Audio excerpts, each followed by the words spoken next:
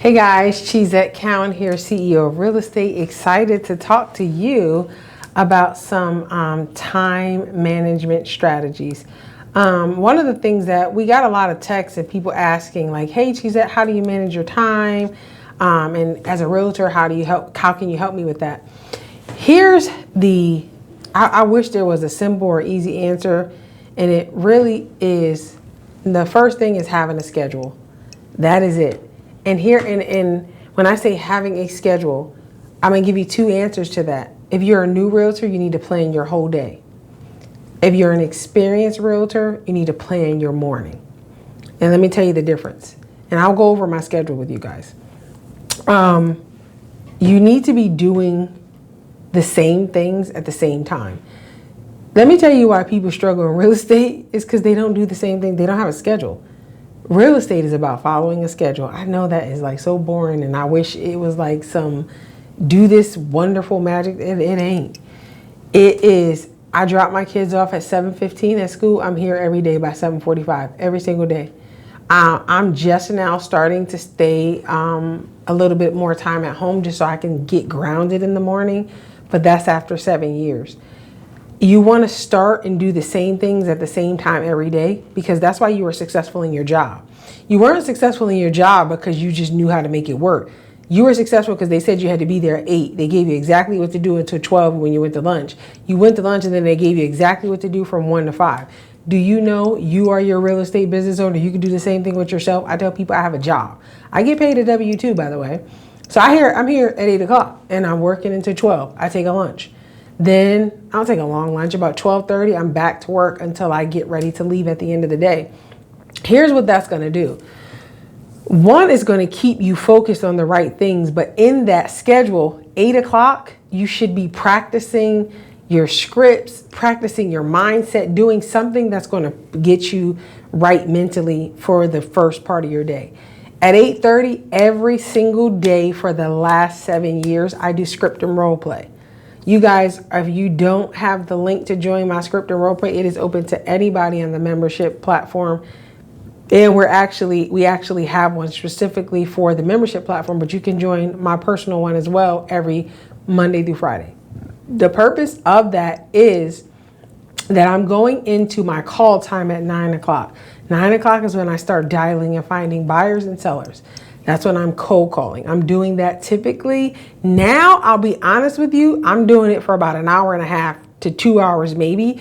But the difference between my lead generation is it's not just for real estate business. Usually it's for coaching clients or, just growing the coaching program. So it's still lead generation. I'm just not lead generating per se for real estate, right? So from 11 to 12 is when I'm following up. So 9 to 11, I'm calling new people that I don't know. And I'm quantifying that, meaning in that 2-hour time block, I need to talk to 20 people, 10 people for the first hour, 10 people for the second. New people, not people that I already know. Because from 11 to 12, I'm following up. A lot of people try to build their business on follow-up, and follow-up is cool, except you're not adding anybody new to the pipeline. So that means after everybody in your follow-up system has gone and bought a house, you have no new business to get into at all. So you want to make sure you're spending most of your time generating new client business, and then a small amount of your time, usually half of what you spend generating new business, following up with old business, because we all know the fortune is in the follow-up. But here's where you are going to really see a 10x in your schedule: uniformity in your activities and tracking your results. Let me give you an example. When I first started cold calling, I would cold call and increasing your skill set. All right. When I first started calling, I would call 4 hours a day. And in the 4 hours a day I would call, I would talk to 4, maybe 5 people. And I remember like, okay, this is taking a long time. Then I started changing who I call, because I'm doing the same thing every day. Who I call, that's when I started calling more sphere, calling more of this person, calling more of that person, so I could get more conversations in. In a 2-year span, I went from calling for 4 hours, talking to 4 people, to calling for 2 hours, talking to 30 people. Because what happened? My skills got better because I'm practicing my skills and scripts every day.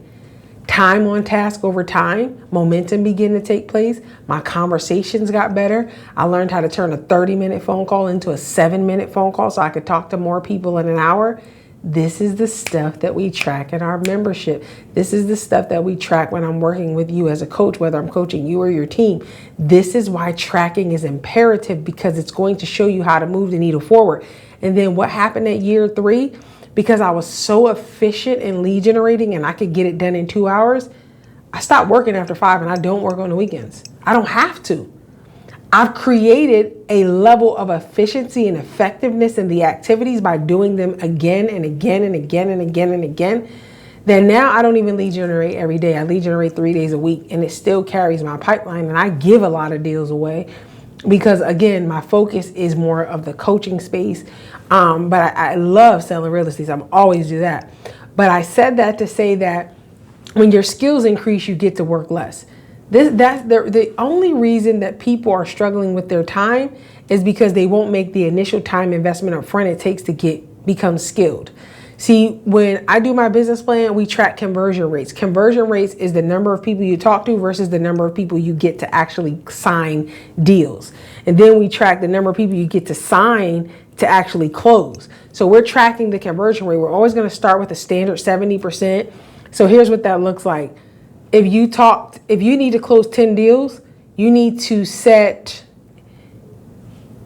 18 appointments. And if you set 18 appointments, you need 15 of them to actually sign with you. And then out of the 15 to actually sign with you, you need 10 of them to close. Why is that important? That's about a 70% ratio. So what happens is when your skills get good, if you need 10 closings and you go on 18 appointments, this is what I tell people, what if you go on 18 appointments and you get 18 people to sign with you and you get 18 people to close? What just happened to your income? You doubled it. But did you work anymore? No, because you was already going on 18 appointments to begin with. The only thing is because your skill set wasn't there, you were attributing certain portion of your business to fall out. You knew you weren't going to get the business. But if you're practicing your skill like Michael Jordan dribbling that ball, Tom Brady throwing that ball, time on task over time, then you start to get it and you hit it every time.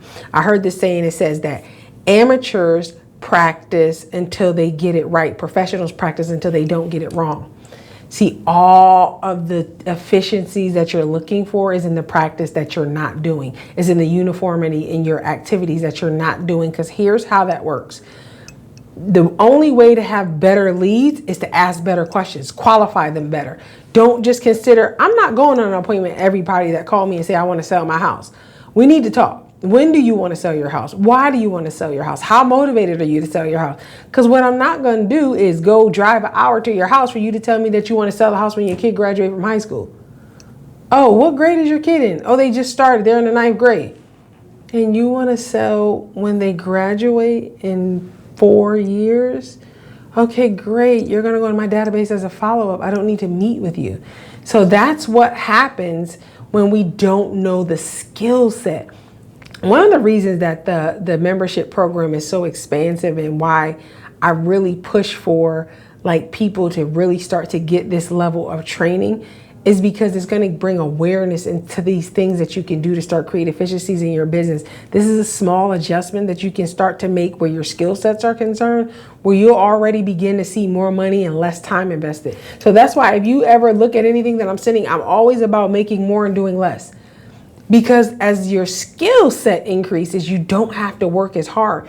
Most people are working hard to try to figure out a skill set, to try to figure out a system. But if I'm already discovered that and I can tell you what that is, you can just work efficiently within that framework. And then that's how you're going to take your business to the next level. So if you haven't signed up for the membership program, I'd love to see you in there. It's a great community and you get to meet with me weekly. We get to review the things that you're working on with your business. We have a Q&A session weekly and a monthly mastermind around all of the things that are going to help you create these wonderful efficiencies in your business. So click the link in the description bar, sign up, and I'm looking forward to working with you.